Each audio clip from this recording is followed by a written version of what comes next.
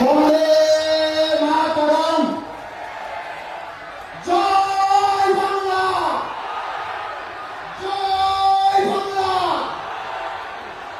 মঞ্চ উপবিষ্ট এবং মঞ্চের সামনে এবং চতুর পর্যন্ত মাইক আওয়াজ যাচ্ছে, যারা আমার বয়সে বড় তাদের সকলকে প্রণাম, সালাম এবং জোহর জানাচ্ছি। যারা আমার বয়সে ছোট, সমবয়স্ক, সহযোদ্ধা, সহকর্মী, তাদের প্রীতি, শুভেচ্ছা, ভালোবাসা এবং স্নেহাশীষ জানাচ্ছি। আজকে আমাদের বক্তব্য রাখার দিন নয়, আজকে আমরা বক্তব্য শুনব এবং যিনি বক্তব্য রাখতে আসছেন, বাংলার বাঘিনী, বঙ্গজননী, আমাদের সকলের মা, মাননীয় মুখ্যমন্ত্রী মমতা বন্দ্যোপাধ্যায়।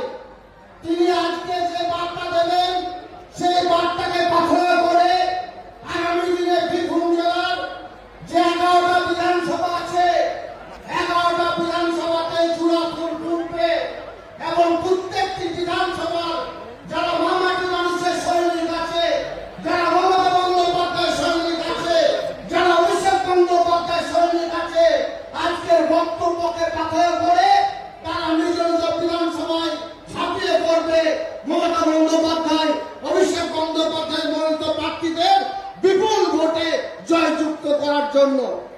নানুর বিধানসভার মানুষকে নতুন করে বলার কিছু নেই।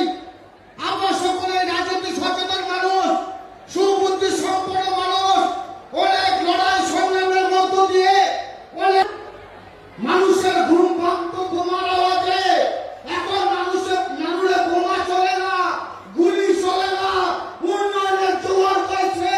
তাই আমার লক্ষ্মী ভান্ডার মায়েদের, কন্যাশ্রী বোনেদের, যুবসাথী ভাইদের, বিধবা বার্ধক্য ভাতা যারা পাচ্ছে তাদের সকলকে বলবো, যারা জয় জয় প্রকল্প এসেছে মাননীয় মুখ্যমন্ত্রী মমতা বন্দ্যোপাধ্যায় যে প্রকল্পগুলোর আওতায় আমরা যারা এসেছেন সকলে সংঘবদ্ধভাবে আহ্বানের সাপেক্ষে নানুর বিধানসভায় যেভাবে 2024 নির্বাচনে দেখিয়ে দিয়েছিলেন যে বীরভূম জেলার 11টা বিধানসভা থেকে নানুর বিধানসভা সর্বাধিক ভোটে লিড দেবে এবং আমার দিয়ে দেখিয়ে দিয়েছিলেন।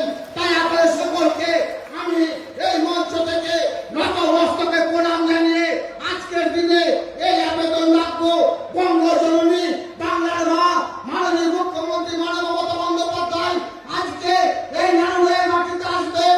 নানুরের মাটি আজকে পূর্ণ ভূমিতে পরিণত হবে।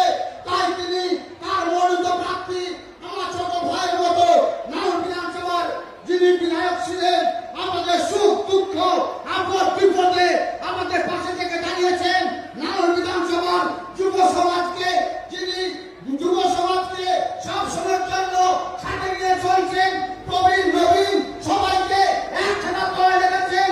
মাননীয় মুখ্যমন্ত্রী মমতা বন্দ্যোপাধ্যায় যে জনমুখী প্রকল্পগুলো বাস্তবায়িত করেছেন সেইগুলো আমাদের বাইরে বাইরে পৌঁছে দিয়েছেন।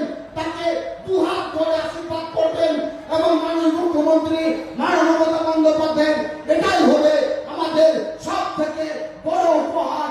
এটাই আপনাদের সকলের কাছে আমি আবেদন রাখবো এবং আমার যারা লড়াকু বন্ধুগুলো আছে, আমার যারা সহযোদ্ধা আছে, আমার যারা সহকর্মী আছে, তাদেরকে বলবো সকলকে সঙ্গে নিয়ে চলুন এবং নানুর বিধানসভায় জোড়া ফুল ফুটিয়ে বিরোধী যারা